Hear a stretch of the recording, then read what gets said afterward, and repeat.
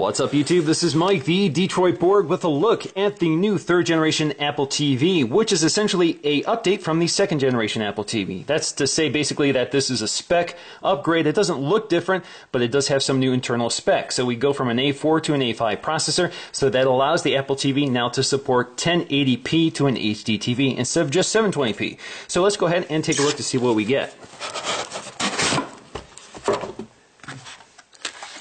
Now, quickly taking a look around the box, you can see it looks like the Apple TV second generation, but we get this 1080p logo reminding us that this is indeed capable of 1080p. Now on the back, we have a preview of the new user interface, which launched with Apple TV third generation, but it's also available on the Apple TV second generation as an update. So we'll take a look at that once we get it connected.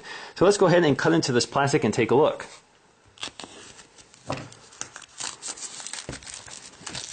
So it should just slide out. There is our Apple TV. Now we have this handy little tab to lift the Apple TV out of its box, and you can see it's wrapped in plastic. We'll take a look at that in just a minute so we can take a look to see what else we get. So we have this nice little aluminum remote unchanged from the second generation. So let's unwrap that. So as you can see, we have the sturdy aluminum remote with this directional D-pad. So we have left, right, up, and down, and select in the center, and menu, and play pause. Menu essentially on the Apple TV is the back button. But what you need to know about this is that although it looks like a scroll wheel, it is not. It's just a D-pad. So you can't use this to scroll through lists like you would with an iPod. On the back we have our little battery compartment, which can be turned with the help of a coin, and that contains our battery. Up top we have our little IR blaster. So this is how the remote communicates with the Apple TV. It doesn't use Bluetooth, it just uses IR. So the Apple TV can be used with any sort of universal remote like the Harmony One. Now in our box are our other essential accessories, including the power cable. So you can see it's nicely curled up like all Apple packaging. That's very well thought out. We also have some literature. So we have the Apple TV setup guide, which will take you through on how to connect it. We also have some Apple stickers.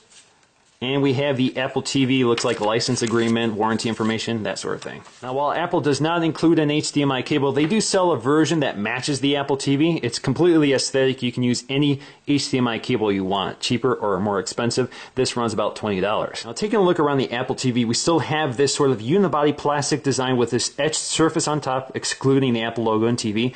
On the side we still have that shiny surface, which is actually translucent, so the IR sensor can see through this plastic. So there isn't a specific port just for the IR sensor. Of course, we have a little indicator light behind there as well.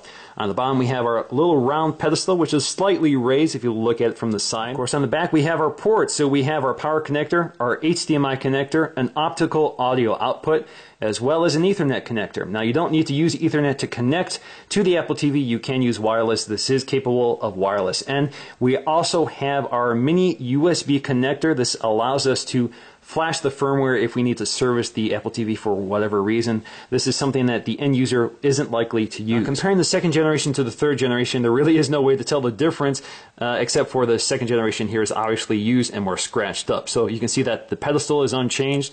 If you look around the side, you can see the dimensions are unchanged. It's still shiny. If we look on the back, you can see the ports are unchanged as well. And of course, the top is unchanged as well. So let's go ahead and connect it and take a look. Now once connected, we also have this white LED indicator which flashes when we use the remote. Now when we go to set up our Apple TV for the first time, the first thing we need to do is select our language, connect to the internet, and agree or disagree to share our information with Apple. Now, one of the biggest changes to the Apple TV comes in the form of a new user interface, which is also available as an update on the previous model. Although no new features have been added, we do get a new tiled layout that resembles iOS. However, the Apple TV does not support app downloads, so what you see is what you get. Now, the top row has our main services such as movies, TV shows, music, computers, and settings.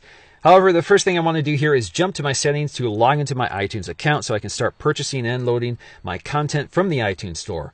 Under Store, you can also select your resolution for purchases, including standard def, 720p, and 1080p. Once signed in, I just need to confirm I want Apple TV to remember this account for purchases. Next thing I want to do is toggle iTunes Match on so that my music library can now be played right from the Apple TV. And lastly, I want to turn on home sharing so that my Apple TV can connect to the iTunes library on my local computer. Now, once I'm through with that, I can now switch to the remote app on my iPhone, iPod Touch, or iPad to control the Apple TV. This makes entering text a lot easier. Now we can start navigating our content. First up is movies. So from here we can rent or purchase movies directly from Apple. Browsing is straightforward with the option to look through categories or type in a search. Selecting a movie lets you read a synopsis or watch a trailer and even read the Rotten Tomatoes reviews to see if it's worth a $4.99 for rental. Most of the recent releases are $4.99, but older movies are usually cheaper. Once you rent a movie, you have 30 days to watch it or 24 hours once you start watching it. You don't need to wait for the movie to download, but you will need to give it a few moments to buffer before you can start playing it. Playback in 1080p does look much better than the 720p we're used to, but don't expect Blu-ray quality. Compression artifacts are still apparent, especially in the midtones. Audio quality is superb at 5.1 Dolby Digital. On the purchases, we can stream previous iTunes purchases right from the iCloud. What's nice here is that movies purchased in lower resolutions are now upgraded to 1080p, and improvements are significant. Other features include Genius, which will match previous rentals with similar titles. Next up is TV shows, which is very similar to movies. Here you can rent individual episodes for around $2.99 or purchase entire seasons for around $34.99. Under Music, I will find my iTunes Match library. Now, if you don't have an iTunes Match account, you will instead have the option to connect your iTunes library running on your home network. So from here, I can browse my music by categories, playlists, Genius mixes, or searches.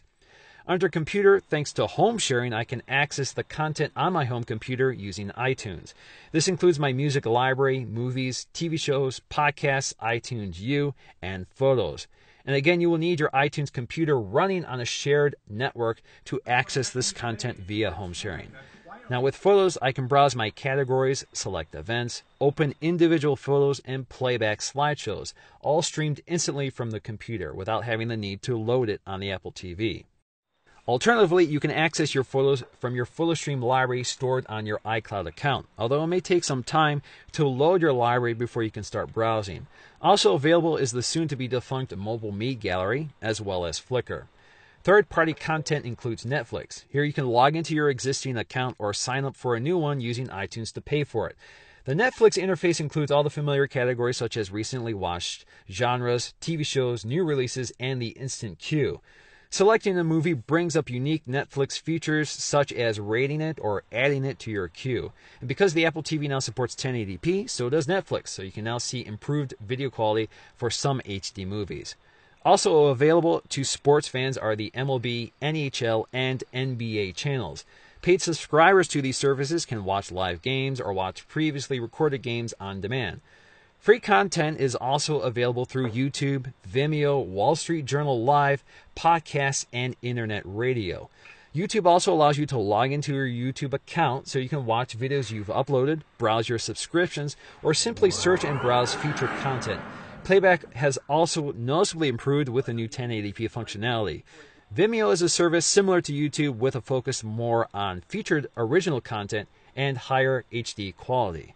One of my favorite portals for free content is Podcast, which offers a vast library of online audio or video streaming content on a variety of topics which you can browse and search. Internet radio is also familiar territory here. Here you can browse a wide array of genres and stations for live streams, although audio quality tends to vary. Wall Street Journal also offers live content during certain parts of the day or a library of pre-recorded content, such as this review from Walt Mossberg on the iPad 3. And finally, and most importantly, the Apple TV supports AirPlay from your iTunes computer or compatible iOS devices. AirPlay, of course, allows you to stream your video and audio directly from your iPad or iPhone directly on the Apple TV. And furthermore, AirPlay mirroring allows you to display your iPhone, iPad, or Mac screen directly onto the Apple TV. This lets you display content such as Hulu directly on your Apple TV, even if it's not among Apple's official Apple TV partners. So that's going to do for me, guys. Thanks for watching, and I'll see you again in the next video.